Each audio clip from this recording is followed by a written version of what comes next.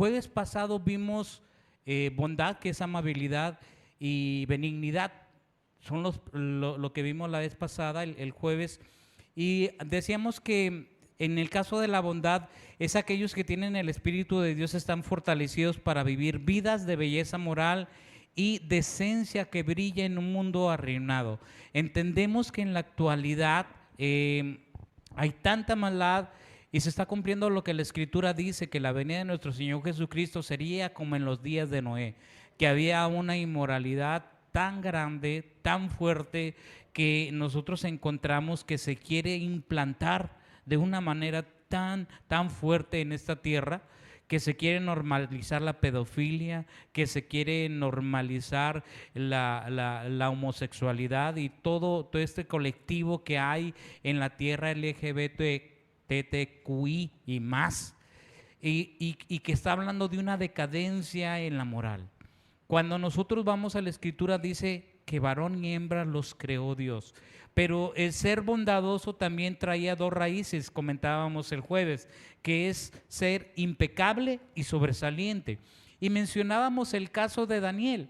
Daniel en el capítulo 6, versículo 4 dice la Escritura que cuando los hombres le tuvieron envidia y buscaron algo contra Daniel, no encontraron nada, porque Daniel era tan prudente y tan decoroso que no le encontraron absolutamente nada. Y la Escritura ahí lo destaca como sobresaliente y muy bueno. Ahora bien, ¿cómo cultivar la bondad? Cultivar la bondad, decíamos que Romanos 15, 14 nos decía que Pablo les decía a los romanos que él estaba seguro que estaban llenos de bondad, llenos de conocimiento, de tal manera que se podían amonestar unos a los otros. Cuando tú y yo realmente empezamos a entender que lo que Dios quiere que entendamos es que lo conozcamos a Él. ¿Y cómo conocemos a Dios? A través de la palabra. Pero no tan solamente se trata de conocer la palabra cuando yo venga aquí el jueves y el domingo, no. Yo también debo tomar la disciplina de leer la palabra de Dios. Entonces, esta es la manera en que tú y yo desarrollamos la bondad. Estar dispuestos a aceptar la reprensión y la amonestación. Y bueno, es aquí cuando se genera también la humildad. ¿Qué tan humilde soy para permitir que alguien me corrija a través de la palabra de Dios? No a través de lo que él piensa o crea. Dijimos, necesitamos memorizar la palabra de Dios para poder aconsejar a alguien. Y en el caso de la benignidad, que también nosotros veíamos el jueves, hablábamos que la benignidad era simplemente tener el objetivo de buscar y hacer el bien a los demás y no a nosotros mismos, ¿sí? Cuando estamos hablando de benignidad, estamos hablando que tratamos de hacer morir el orgullo en nuestra vida, de tal manera que en vez de, dice una de las escrituras, trata a los demás como quisieras ser tratado. ¿Cómo tratamos a los demás? ¿Sí? Con respeto, con empatía. ¿Cómo tratas a tu prójimo? Pensando siempre el bien para él, porque así tú también lo deseas. Esa es una forma en que la benignidad nos lleva a romper el egoísmo y el orgullo que tenemos por naturaleza. Tenemos que recordar que el fruto del Espíritu solo lo desarrolla el Espíritu Santo. De tal manera que ¿cómo lo obtenemos? A través de las disciplinas espirituales. ¿Cuáles son estas disciplinas espirituales? Ahorita llevamos leer la palabra, estudiar la palabra, memorizar la palabra, meditar en la palabra. Y cuando empezamos a hacer esto, el resultado de poner en práctica todas estas disciplinas, a mí me va a llevar a producir el fruto del Espíritu Santo. Todavía nos falta oración, todavía nos falta servicio. Porque cuando entendemos que el servicio es importante, no para el hombre, es para Dios. El servicio a mí me sirve para matar mi orgullo. Lo vamos a ver en las próximas semanas. Pero ahorita estamos viendo el fruto, cómo a través del fruto principalmente de leer la palabra de Dios, estudiar la palabra de Dios y estar también orando con Dios, va a generar el fruto del Espíritu Santo. Mientras yo no practique estas disciplinas, mi vida no va a entrar en un proceso de transformación. Mi vida no va a llegar a ser la imagen de lo que Dios tiene planeado para que seamos en esta tierra. El día de hoy vamos a ver las últimas tres, que son fidelidad, mansedumbre y templanza. Y si comenzamos con fidelidad, nosotros aquí estamos viendo la fidelidad se define como la obediencia a Dios. Por lo tanto, si agregamos infidelidad, vamos a ver que es la desobediencia a Dios. Y tenemos el caso del rey Saúl. El rey Saúl, la escritura dice en 1 de Crónicas 10:13, dice: así murió Saúl por su rebelión con que prevaricó, pecó contra Jehová, contra la palabra de Jehová, la cual no guardó, y porque consultó a una adivina. Esta es una abominación bien grande ante Dios: ir y consultar los adivinos, ir y consultar el tarot, ir y que te lean el café, ir y que una gitana te lea la mano. Todo esto es algo abominable a Dios, porque significa que yo no estoy creyendo lo que Dios quiere hacer y desea para mi vida. ¿Dónde conozco esto?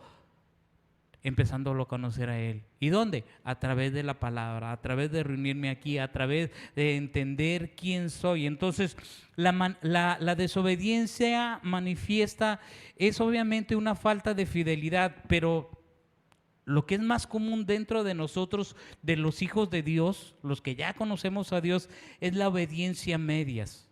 Es decir, un corazón poco dispuesto o que solo obedecemos en parte.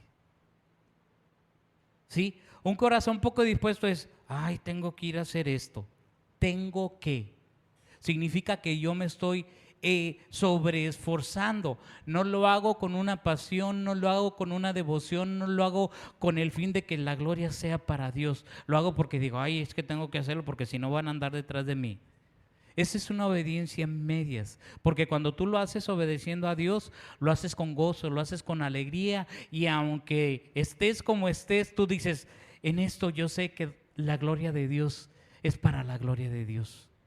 Lo que yo haga, el servicio, lo que atienda el simple hecho de venir a alabar a Dios, sentarnos a escuchar la palabra de Dios. Entonces vemos cómo también la infidelidad en el libro de Malaquías, en el versículo 1:8, capítulo 1, versículo 8, cuando el pueblo de Israel ofrecía sacrificio a Dios, lo estaba haciendo ya de una manera no más por cumplir.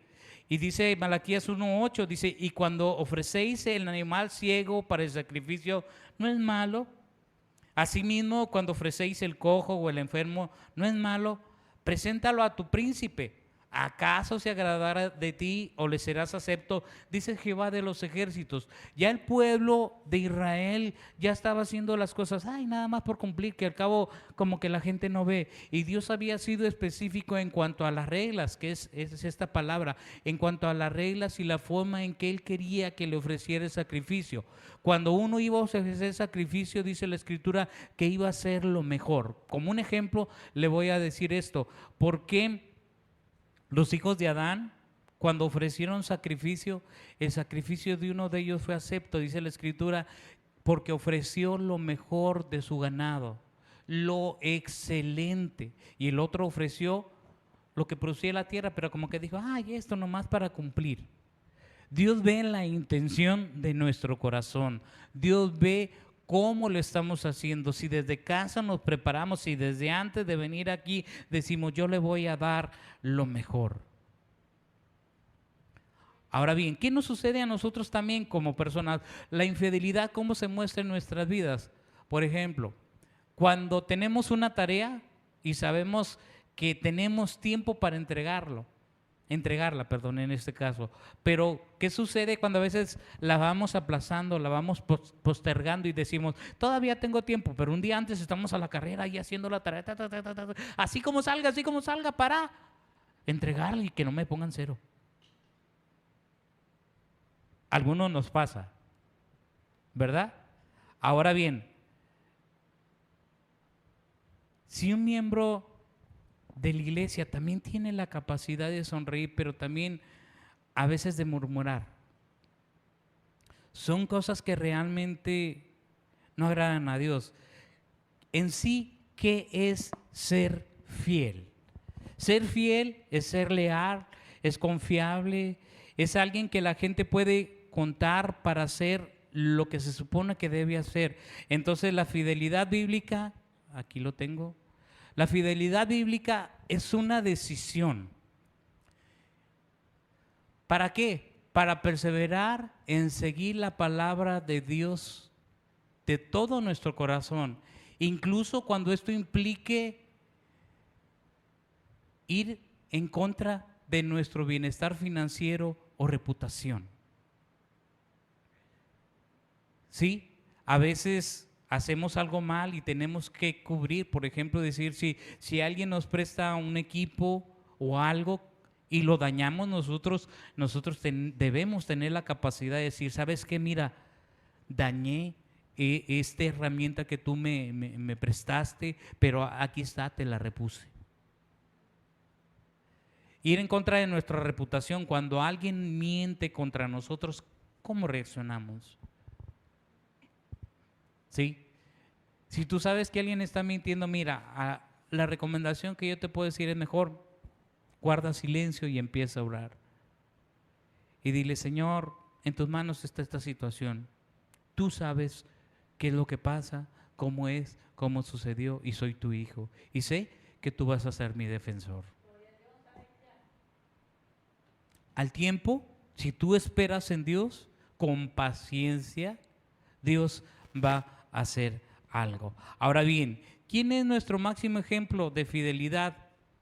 Un ejemplo perfecto lo encontramos en Jesús. Si buscas en tu Biblia, por favor, ahí en Lucas 22, 42, encontramos al Hijo de Dios en el monte Getsemaní, ya cuando va a ser crucificado.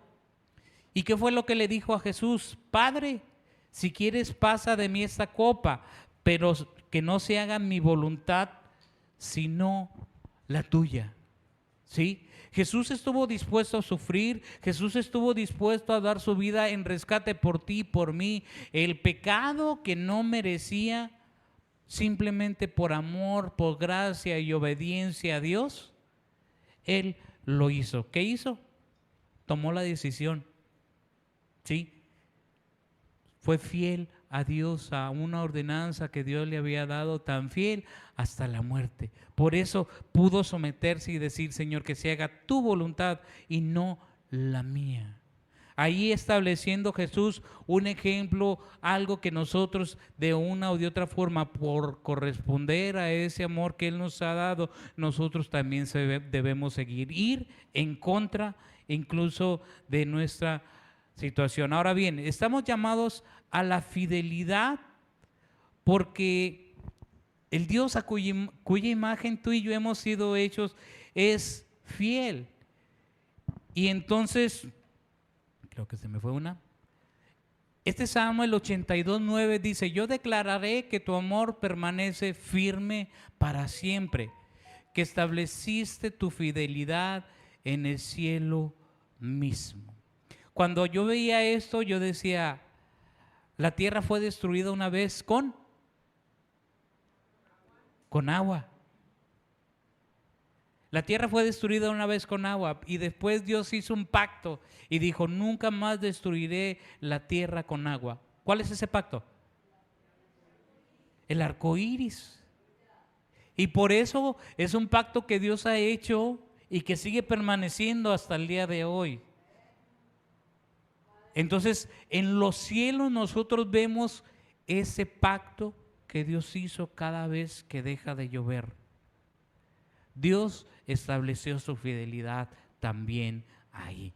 Y sabemos que Dios siempre cumple sus promesas. Para mí una de las promesas, lo he comentado otras veces, Isaías 41:10. Si me veo en una situación de peligro, yo inmediatamente digo, Señor, tú me prometiste y dijiste, no temas porque yo estoy contigo. No desmayes porque yo soy tu Dios que te esfuerzo. Siempre te ayudaré y siempre te sustentaré con la diestra de mi justicia. Así que cuando salgo a la carretera, cuando salgo en el autobús, cuando llego a salir en un avión, yo agarro y digo, Señor, esta fue tu promesa. Dijiste que siempre me ibas a sostener y que siempre me ibas a ayudar. Así que yo te creo porque eres fiel. Ahora vamos comprendiendo por qué es importante memorizar la Escritura. Porque en el tiempo de angustia, porque en el tiempo de necesidad, porque todos somos humanos y en algún momento tenemos miedo. ¿Cuántos han tenido miedo? En situaciones que dicen, ¡ay, algo va a pasar! Sí, pero cuando tú clamas la palabra de Dios y hay una promesa de parte de Dios, ahí Dios es fiel. Amén. Ahora bien, ¿cómo podemos desarrollar la fidelidad? Ahora aquí ya se están entrelazando, si nos dimos cuenta, como lo comentamos el jueves, se están entrelazando las disciplinas con el fruto del Espíritu Santo.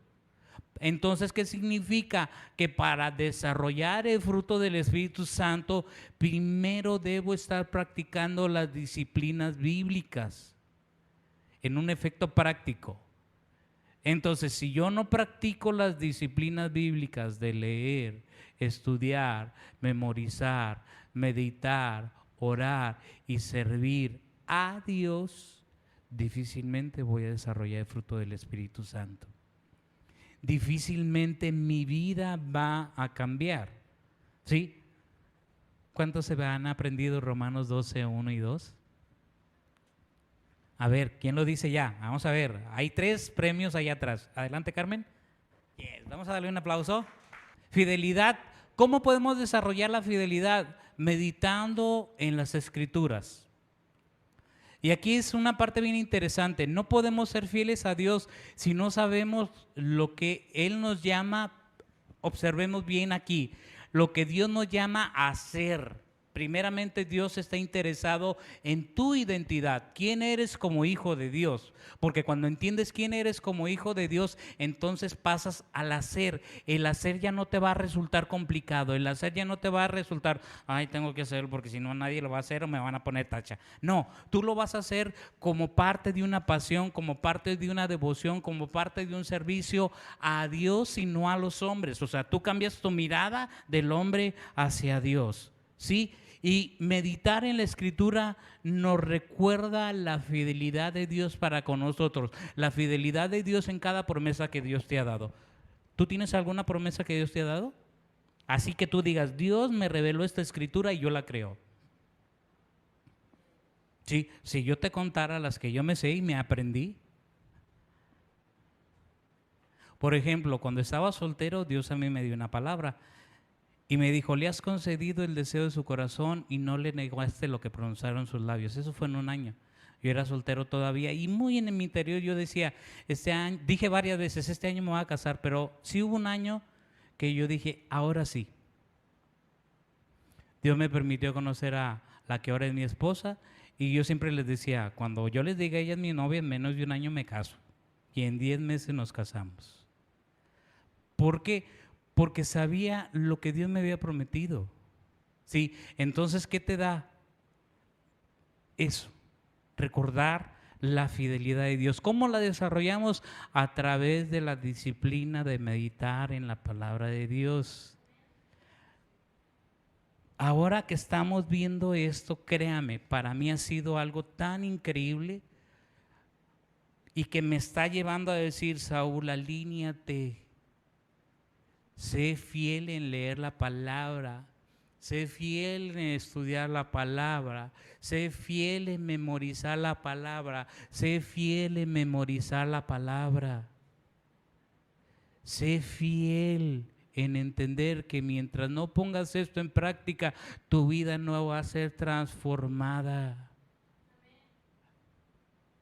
A veces como que a uno no le cae el 20 y dice, ¿por qué me sigo enojando? ¿Por qué sigo haciendo esto? ¿Por qué sigo llenándome de coraje, de ira? ¿Por qué luego reacciono mal?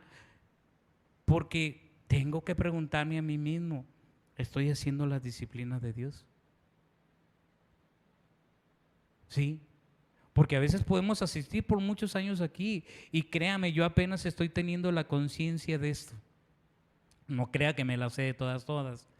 Pero a través de estar estudiando esto, estoy recapitulando en mi vida y estoy diciendo, wow, qué increíble es cuando uno realmente quiere conocer a Dios. Y Dios te dice, este es el A, B, C, D, para que me conozcas a mí. Cuando tú me conoces a mí, entonces tu vida va a ser transformada. ¿Continuamos? ¿Vamos bien? ¿Ya entendimos lo de fidelidad? Infidelidad, desobediencia. Fidelidad, obediencia. ¿Cómo la desarrollo? Meditando en la palabra de Dios. La mansedumbre. Vamos a mansedumbre. Cuando pensamos en mansedumbre, a veces decimos, no hombre, es que esta persona es bien dócil, quiere evitar el conflicto. Y alguien puede decir, es muy mansa. Sí, pero evitar el conflicto, a veces hay gente que para evitar el conflicto no te dice nada de frente, pero por atrás está diciendo lo que quiere expresar de frente. Eso no es mansedumbre, eso no es docilidad. Porque tenemos que aprender también a hablar y comunicar de una manera que podamos llegar a acuerdos, de una manera que no sea ofensiva, sino que podamos hablar y decir, ¿cuál es tu punto de vista? Este es mi punto de vista. Y los dos llegar a un acuerdo en el cual ambos ganemos. ¿Dónde aplicamos esto? En el matrimonio. ¿Dónde aplicamos esto? En las amistades. A ver, ¿cuántos han tenido una diferencia con una amistad y se han peleado? Sí. Y luego después se te pasa la ira, se te pasa el enojo y dices, extraño a mi amiga, déjame la busco. Hola, ¿cómo estás? Sé que nos enojamos la última vez, ¿podemos hablar? Sí. A ver, ¿tú por qué te enojaste? No, yo me enojé por esto, es que dijiste esto y esto y esto y yo entendí así. Ah, es que tú dijiste esto y yo entendí así. No, mi intención era esta. No, mi intención era esta. Ah, ¿sabes qué? Como que hubo un malentendido entre los dos, ¿verdad? ¿Qué estás haciendo ahí? Estás negociando. Estás dando tu punto de vista. Y ahora, ¿cómo le podemos hacer? No, pues yo me equivoqué al decirte esto. No, pues yo también me equivoqué al decirte esto. Amigos, y continúas. ¿Qué estás haciendo? Una comunicación para negociación y continuar adelante. ¿Sí? Ahora bien, ¿qué sí es mansedumbre? Docilidad y mansedumbre, que es algo similar a humildad, significa casi lo mismo, pero tiene que ver con las ideas de gran poder que se ejerce con gran moderación y con gran cuidado. Para entender esto, hay un caso muy práctico. En Números 12:3, en el libro de Números 12:3, dice que Moisés era muy manso, más que los hombres que había sobre la tierra.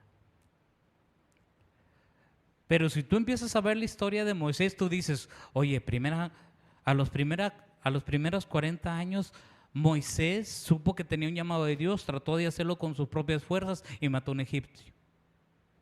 Porque estaba ahí peleando con sus hermanos israelitas. Y dice la escritura que cuando los israelitas lo vieron, le dijeron, ¿qué? ¿Nos vas a matar como el egipcio? ¿Qué hizo Moisés? Huyó al desierto. Y 40 años estuvo en el desierto siendo preparado por Dios para ser este hombre que él ocupaba. Después de los 40 años Dios los llama para ser el libertador de Israel, pero Moisés tuvo su proceso en el desierto para convertirse en el varón manso que había sido llamado por Dios y que tenía una autoridad por Dios, pero necesitaba como fruto mansedumbre, manso. Entonces la mansedumbre también viene en un contexto de ser en una posición de fuerza y de ser liderazgo. Entonces aquí, ¿qué es lo que sucede? Que la mansedumbre bíblica asume un gran poder, o sea, trae un gran poder, pero no se utiliza en defensa propia, sino que más bien la mansedumbre puede transmitir el juicio de Dios. Entonces, hay veces que nosotros elegimos guardar silencio y ser humildes. Si la otra persona está descontrolada, pues mira, si yo tengo la mansedumbre en mi vida, voy a permanecer callado. A veces es difícil, ¿sí nos ha tocado? ¿Sí? Pero mira, en la experiencia que cada uno ha tenido, a mí a veces me ha tocado que gente viene y revienta conmigo y yo la empiezo a escuchar y digo, algo le hicieron, algo le dijeron y pues ni modo, a mí me tocó pagar el plato roto. ¿Qué tengo que hacer? guardar silencio, permitirle que se desahogue y yo guardar mi corazón, que eso no entre en mi vida, no tomarlo personal, porque luego después va a reaccionar. ¿Qué fue lo que sucedió? Se desahogó aquella persona y le puse mi mano en su hombro y le dije, después hablamos. Rum, me fui, pasaron varias horas y le dije, ¿qué te hicieron? No, es que fíjate que me dijeron esto, esto y esto y esto y esto y esto. Y yo estaba muy enojado y la primera persona que vino fuiste tú y sobre ti descargué mi ira. Sobre ti descargué mi enojo. Pero le pude dar gracias a Dios que pude leer cuál era su condición. ¿Y cómo actué yo? Con mansedumbre. ¿Cómo actúas en ese tipo de situaciones? ¿Sí? Jesús personifica también el ejemplo más clásico de mansedumbre. El profeta Isaías dijo ahí en Isaías 42, 2 y 3, no gritará, no alzará su voz, no la hará oír en las calles. Y hay una promesa que dice, no quebrará la caña cascada ni apagará el pabilo que humare. Por medio de la verdad traerá justicia. ¿Por qué? Juan dijo, Jesús es el camino, la verdad y la vida. Entonces, ahí vemos en Jesús, incluso Pedro, ahí lo vemos marcado aquí en 1 Pedro 2, 2 y 3, quien cuando lo maldecía no respondía con maldición, cuando padecía no amenazaba, sino que encomendaba la causa a aquel que juzga justamente. Cuando estás padeciendo una persecución o cuando tú sabes que algo es injusto, ¿qué haces? ¿Cómo reaccionas? ¿Te defiendes o prefieres guardar silencio? Así como dice Lamentaciones, bueno le es al hombre esperar callado y esperar la salvación de Dios. ¿Cómo reaccionamos? A veces la recomendación que yo te voy a hacer aquí es que mejor guardes silencio y lo hagas de una manera correcta. Porque te voy a dar un ejemplo de algo que a mí me tocó vivir hace algunos años en una situación como esta. Yo sí guardé silencio, pero hice el enojo. Mi vida se llenó de ira y dije, no voy a decir nada. Pero ese enojo y esa ira, ¿sabes a dónde se fue? Se fue a mi estómago y después me resultó colitis, porque no la procesé de manera correcta. La ira y el enojo hizo un efecto en mi cuerpo negativo. Así que si lo escuchas bien, yo te estoy dando tips. Muchas enfermedades como la gastritis, como la colitis, como el estar enfermo del estómago, tienen que ver a veces con cómo proceso la ira y el enojo. Si no lo proceso de manera correcta, mi físico lo va a somatizar, mi físico lo va a revelar. Entonces, si yo tengo la mansedumbre correcta, en mi vida estoy como la otra ocasión, pensando y diciendo, algo le hicieron, algo pasó, algo tiene, a ver, yo voy a estar tranquilo, aquí lo voy a detener. Dice la Escritura, sobre toda cosa guardada, guarda tu corazón, porque de él mana la vida. A ver, tranquilito y en paz, en paz. ¿Qué fue lo que hizo Jesús aquí? Nos dio un ejemplo. ¿Qué fue lo que hizo Moisés? En el caso también de Moisés reconocemos que sus hermanos Marta y María hablaron contra él. ¿Y cómo le fue a María? Dice la Escritura que María se llenó de lepra y le dijo Dios, tengan cuidado con mi siervo Moisés, porque a través de él yo hablo. Y aunque ellos eran sus hermanos, a Aarón no le pasó nada porque era sacerdote. Pero déjame decirte Dios cuando le hizo el check a Aarón. Dice la Escritura que cuando a Aarón le quitaron las vestiduras de sacerdote, Aarón inmediatamente murió. ¿Por qué? Porque Dios tenía esa cuenta pendiente con él por haber hablado mal contra Moisés, y Moisés era la autoridad de Dios aquí en la tierra.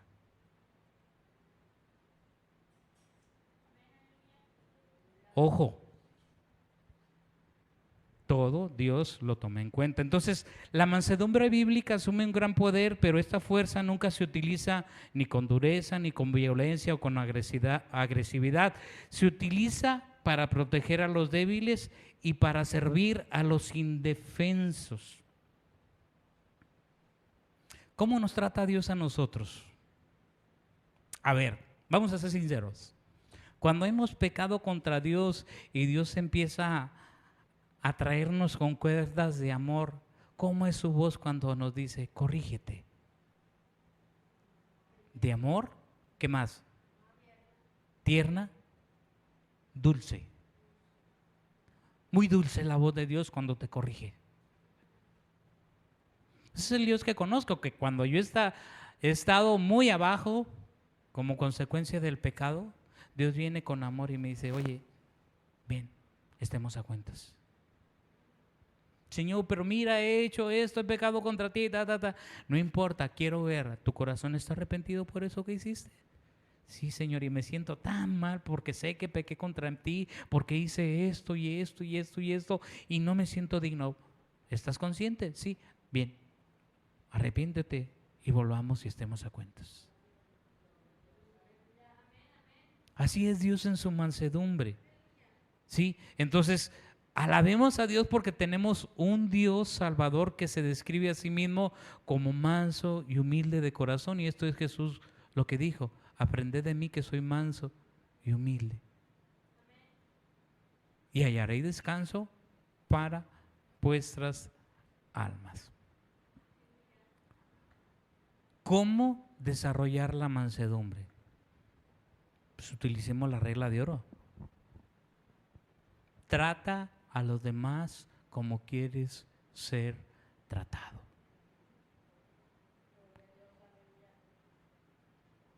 Quiero ir hacia atrás con el fruto del amor. El amor, cuando parte del fruto del fruto del amor es tú da amor. Si alguien no corresponde, no importa, Dios está viendo que tú lo estás haciendo con amor y por otro lado te va a llegar. ¿Sí? Si la persona sobre quien tú estás dando amor y lo esperas recibir de ahí, quítate esa idea. Porque si no, tu corazón se va a lastimar. Y te puedes llenar de amargura. Entonces, una forma de cultivar el amor es, una vez más, meditar en la palabra de Dios y en particular en los versículos que enseñan cómo debemos de ver a otras personas. Me faltó personas ahí. ¿Cómo debemos ver a mi prójimo? ¿Cómo lo debo ver? Como Dios lo ve. ¿Cómo lo debo tratar? Como Dios me trata a mí. ¿Cómo lo debo amar? Como Dios me ama a mí. Y si Él no corresponde, no importa. Tú estás cumpliendo con Dios y Dios va a cumplir contigo.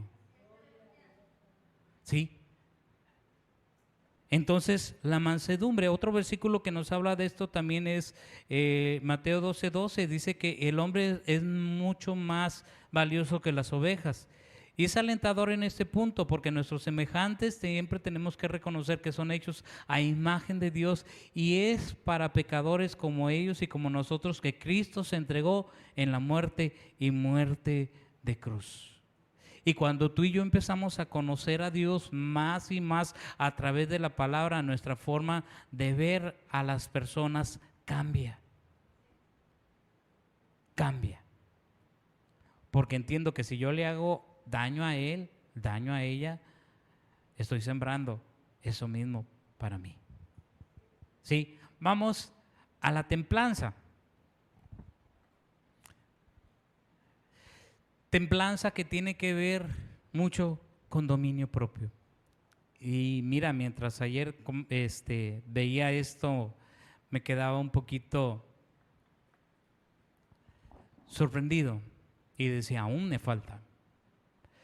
Templanza bíblica, ¿qué es? Es la sujeción de los deseos de la carne para la gloria de Dios.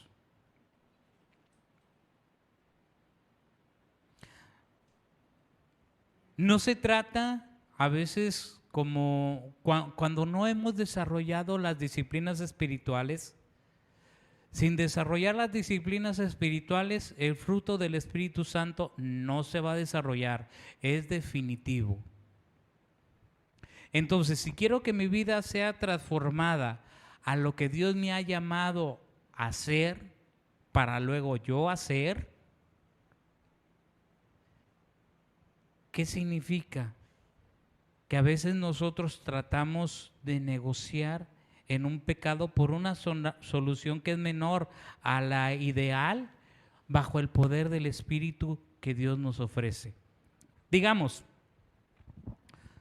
alguien está luchando contra la ira o contra el hecho de ser físicamente violento cuando las cosas no salen como uno quiere. Y bueno, si somos sinceros, a veces decimos, ay, otra vez fallé, qué coraje, me siento bien mal porque caí en lo mismo. Y comienzas a veces hasta a tomar represalias verbales contra ti mismo. Y pues hay quienes son tan agresivos que van y golpean la pared. Ay, otra vez no lo pude hacer. Ya cuando entras en conciencia. Este tipo de situaciones es a veces queriendo canjear un pecado por otro. Sí, dices, este es mi mayor pecado, bueno, lo voy a cambiar por uno más pequeño. Pero observemos, ¿quién es el que está haciendo esa negociación? Hágale así. Yo mismo. ¿Por qué? Porque no estoy luchando con el poder que Dios me da a través del Espíritu Santo. Hechos 1:8 dice, y recibiréis poder cuando haya venido sobre vosotros el Espíritu Santo, y me seréis testigos en Jerusalén, en Judea, en Samaria y hasta el último de la tierra. Pero para yo conocer ese poder necesito saber dónde encontrarlo. ¿Y dónde lo encuentro? En la Biblia. Escudriñad las Escrituras, porque a vosotros os parece que en ellas tenéis la vida, y ellas son las que dan testimonio de mí. ¿Quién dijo esto? Jesús. Entonces, ¿qué es lo que está sucediendo aquí? A veces nosotros tratamos de tomar un tipo de sustitución por otro pecado, y esta no es la templanza que es forjada por el Espíritu Santo. Hay un teólogo que una vez escribió una frase, no sé si la puse, no. Hay una especie de templanza que puede rechazar un acto pecaminoso en particular, pero si este autocontrol rechaza la gracia de Dios, el resultado es realmente solo el comercio de un pecado por otro. ¿Por qué? Porque vamos a tratar de hacerlo por nuestra propia fuerza. Y cuando nosotros tratamos de hacerlo por nuestra propia fuerza, estamos rechazando la gracia que Dios nos da en la vida. Estamos rechazando sus recursos. Y parece que no, pero esto es ofensivo para Él. Porque tú le estás diciendo a Dios, a lo mejor yo puedo ser más fuerte y más inteligente que tú. No. Cuando Dios te dice, hey, ven, y yo te voy a dar junto con la tentación la salida. ¿Sí? Entonces, ¿qué es la templanza bíblica? Lo vemos ahí, la sugestión de los deseos de la carne para la gloria de Dios. Recordemos el Padre Nuestro que dice la Escritura, no nos dejes caer en tentación. ¿Qué significa? Que va a haber la tentación. ¿Y qué fue lo que Pablo escribió en Corintio? Que no nos ha sobrevenido ninguna tentación que no sea humana, sino que fiel es Dios que nos va a guardar para no caer. ¿Cuándo se presenta la tentación y qué haces? Ay, Dios, ayúdame. No puedo.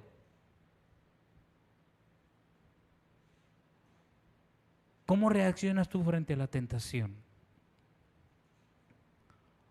Porque antes de Cristo tenemos la conciencia. Pero ya una vez que tenemos a Cristo, tenemos al Espíritu Santo, y el Espíritu Santo, si tú estás conectado con Él, decíamos el jueves, como una planta viva. Cuando estamos conectados con Dios como una planta viva, inmediatamente entra el Espíritu Santo y te dice, ¡Ey! ¿Qué pasó? ¿Qué otro texto dijimos que íbamos a aprender? Filipenses 4:7. Apúntele por ahí. Filipenses 4:7. Así que, hermanos, todo lo que es verdadero, todo lo puro, todo lo honesto, todo lo justo, todo lo de buen nombre, si hay virtud alguna, si hay algo digno de alabanza, en esto pensad. ¿Por qué? Porque mira, el enemigo viene y te tira la tentación siempre con engaño y con falsedad y con mentira. ¿Qué fue lo que hizo con Adán y Eva en el huerto del Edén? Le dijo una verdad a medias, que es igual a mentira. ¿Qué fue lo que hizo con Jesús? ¿Qué le dijo? Lo llevó a un monte alto y le dijo, mira, todo esto te daré si postrado me adoras. No te va a costar ir a la cruz y padecer y sufrir. Yo me imagino que le pudo haber dicho. No te va a costar nada más que simple y sencillamente postrarte y adorarme. ¿Qué le dijo Jesús conociendo la palabra? Escrito está. Ahora entendemos por qué debemos memorizar la palabra. Para cuando venga el tentador y venga y te diga algo, tú le dices, aquí dice mi Dios en su palabra esto. Y se la recetas en su cara y se va. A veces como que decimos, ¿para qué me sirve? No, sí te sirve. Decíamos el jueves, ¿para qué me sirve la palabra? ¿Cómo aconsejo a una persona? No la voy a aconsejar con mis palabras. Yo le voy a sacar la palabra. Mira, la palabra de Dios dice aquí, léelo para que veas que no son palabras mías, es la palabra de Dios. Y esa palabra de Dios es viva y es eficaz y es más penetrante que toda espada. Sí. Entonces, una vez que llegamos a Cristo con fe, ¿qué es lo que sucede? Nos sucede como le sucedió a Pablo. Pablo, cuando fue llevado al Sanedrín y fue golpeado por la orden de una persona, dice la Escritura que el sumo sacerdote le dijo a uno de los que estaba ahí cerca de él, dijo, golpéalo, abofetéalo. Y cuando lo golpea, Pablo, tratando de defenderse, le dijo, Dios te golpeará a ti, pared blanqueada. Y luego se levantan los de Sanedrín y le dicen, ¿por qué le hablas así al sumo sacerdote? Y pues Pablo era el que estaba solito ahí, imagínate si no endereza el camino, se le van todos encima, lo golpean y lo matan. Y Pablo, ¿qué es lo que hace? Agarra la palabra de Dios y le dice, no sabía, hermanos, que era el sumo sacerdote, pues escrito está, no maldecirás a un príncipe del pueblo. Cuando tú y yo conocemos la palabra de Dios y la empezamos a manejar como es debido, te saca de apuros, te saca de problemas y te da la conciencia. Pablo por ignorancia hizo esto. Aunque él estaba siendo juzgado injustamente, pero Pablo consideró la posibilidad y dijo, ya me equivoqué, ya la regué como decimos. Tengo que corregir y ¿sabes qué? La palabra de Dios dijo esto. Entonces, cuando Pablo se dio cuenta, corrigió. La templanza en nuestra vida también ¿a qué nos lleva? En 1 Corintios el apóstol Pablo escribió, creo que es el versículo 9:27, dice que los atletas entrenan tan rigurosamente porque quieren ganar un premio. En 1 Corintios 9:25 dice, todo aquel que lucha de todo se abstiene, ellos a la verdad para recibir una corona incorruptible, pero nosotros una incorruptible.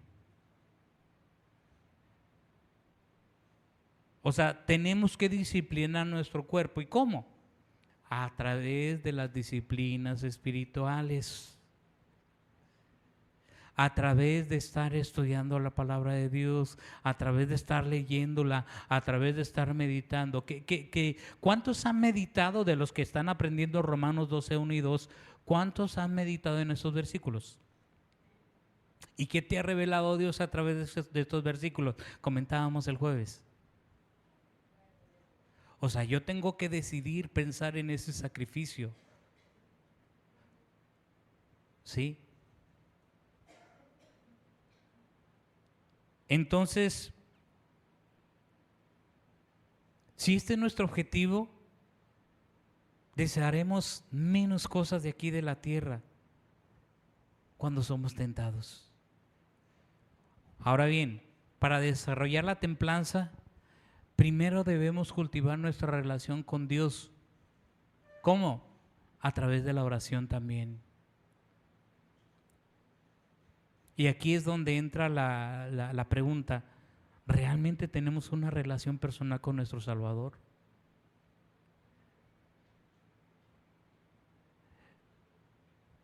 Recuerdo una ocasión que iba a mi trabajo y me tocaba en aquel entonces predicar en una confraternidad de jóvenes. Y yo recuerdo que todas las mañanas me iba caminando. Caminaba hasta media hora. Y una de esas veces iba, el Señor, me va a tocar compartir la palabra, ¿qué les voy a compartir? Y así en el camino, orando y meditando en Dios, Dios me recordaba que en unas olimpiadas o en una carrera de atletismo, iban corriendo dos competidores y uno de estos competidores levantó su pie y recordemos que el cazador es especial, trae picos. Entonces levantó de más el pie porque se iba a caer y donde se cae el primer participante levanta de más el pie y otro corredor venía muy cerca de él y lo lastimó con los picos de los zapatos. ¿Qué fue lo que sucedió? Que el que se cayó primero se levantó y ayudó al otro compañero a levantarse. Sí, ellos luchan por obtener una corona corruptible, pero nosotros una incorruptible. Así que nosotros, ¿qué es lo que tenemos que hacer? Buscar esta relación con Dios. Quiero rápidamente, ya para concluir, ver un resumen de los frutos así rápido, cómo desarrollamos el amor. Y nos vamos a dar cuenta que nosotros desarrollamos el amor meditando en el gran amor que conocemos como pecadores, que Cristo nos ha salvado de la ira. Romanos 5:1, justificados pues por la fe tenemos paz para con Dios por medio de nuestro Señor Jesucristo. El 8 dice, la esperanza no avergüenza porque el amor de Dios ha sido derramado en nuestros corazones por el Espíritu Santo que nos fue dado.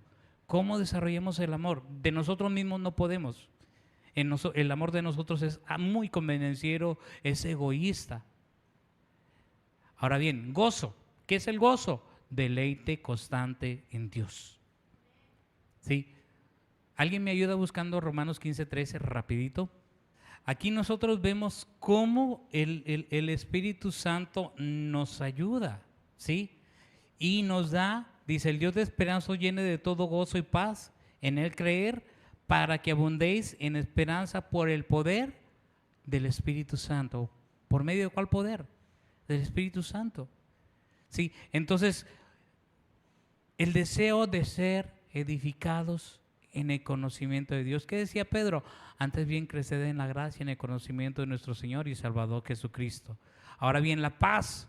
Aquí este es el versículo, que el Dios de la esperanza los llene de toda alegría y paz. Paz. La Escritura dice, no hay paz para los impíos. Y cuando yo meditaba en esto, meditaba también en otro texto que Pablo escribió y dijo, y el Dios de paz os santifique por completo todo vuestro ser, espíritu, alma y cuerpo. Estamos en un proceso de transformación, pero nosotros somos los que debemos decidir paz. Paciencia significa firmeza o sufrimiento incorporado en ello y ocurre frente a la persecución o al ataque. Tiene la paciencia para decir, Dios de esto va a hacer algo. Y aunque yo me haya equivocado, aunque yo me haya equivocado, por su misericordia, si tengo paz, Dios va a hacer algo. Y a medida que soportamos con paciencia los males, sin enojo o vergüenza, perseveramos en el Evangelio, en las buenas nuevas. Benignidad. Lo que vimos al principio, mostrar desinterés, teniendo el objetivo de hacer bien a los otros. ¿Cómo lo desarrollamos? Pues meditando en lo bueno que Dios ha sido para con nosotros. Y la bondad, dos partes, hablábamos de Daniel, impecable y sobresaliente. La memorización de las Escrituras a mí me va a ayudar mucho. ¿Sí? Tal vez tú puedes decir, no tengo mucho tiempo para leer la Biblia. Bueno, la Biblia, si tú empiezas a buscar aplicaciones, ya hasta te la narran. ¿Sí? Ya está la Biblia hablada. Tú puedes buscar la Biblia hablada. Dices, porque a veces como que decimos, tengo mucho trabajo. Ok, perfecto. Empieza a escuchar la palabra de Dios. Romanos 10:17 dice, la fe viene por el oír el oír la palabra de Dios. Y créeme que cuando tú te empiezas a conectar con Dios, Dios se va a conectar contigo. ¿Y cómo lo vas a empezar a ver? En tu casa, en tu vida. Va a haber provisión, va a haber cosas buenas, van a empezar a suceder cosas que dices tú, antes esto no sucedía. Pero empieza a meditar y reflexionar un poco. ¿De qué tiempo empezó a suceder esto? Y tú te vas a dar cuenta que cuando comenzaste a buscar a Dios más, cuando tú empezaste a decirle a Dios, quiero buscarte más, Dios empezó a hacer algo en ti. Dios empezó a bendecir tu vida. Dios empezó a ayudarte a hacer aquellas cosas que a veces eran imposibles, se vuelven posibles. ¿Cuándo? Buscándolo a Él. Pero desarrollar el fruto del Espíritu Santo a nosotros nos va a llevar a un proceso de transformación, a un proceso de decir, yo no era así antes. ¿Cómo lo estás logrando? Con la ayuda del Espíritu Santo. ¿Y qué se está desarrollando? El fruto del Espíritu Santo. ¿Sí? Entonces, esto nos va a ayudar para ver cómo está nuestro carácter. Cómo somos nosotros y cómo quiere Dios que seamos. Cómo Él quiere que tengamos amor. Cómo Él quiere que tengamos gozo o alegría, paz, paciencia, benignidad, bondad, fidelidad. Aquí viene fe, pero tiene que ver con fidelidad, humildad, mansedumbre y templanza, dominio propio. Créeme que si yo hubieras conocido esto antes, otra vida tendría hoy. Otra vida más transformada, otra vida tal vez más llena de frutos. Pero necesitamos las disciplinas espirituales para que éstas provoquen una transformación en nuestra vida. Por eso fue fue la intención de aprender Romanos 12, 1 y 2 y meditar en él. Porque cuando yo medito en él, me doy cuenta que este sacrificio vivo, que es vuestro culto racional, es decir, que yo tengo que razonarlo, que yo tengo que decidirlo. Y cuando yo lo decido y lo empiezo a hacer, entonces voy a comprobar cómo es la voluntad de Dios. Y cómo es la voluntad de Dios, es buena, agradable y perfecta. Es decir, perfecta, esta palabra perfecta me lleva a madurez. Me lleva para que yo sea maduro. Porque déjame decirte que yo puedo tener 30, 40, 50, 60, 70 años, pero si no he entendido qué es ser perfecto, qué es ser maduro, mi vida no es transformada. ¿Y qué quiere Dios? Que entendamos que Él quiere perfeccionarnos, vernos maduros.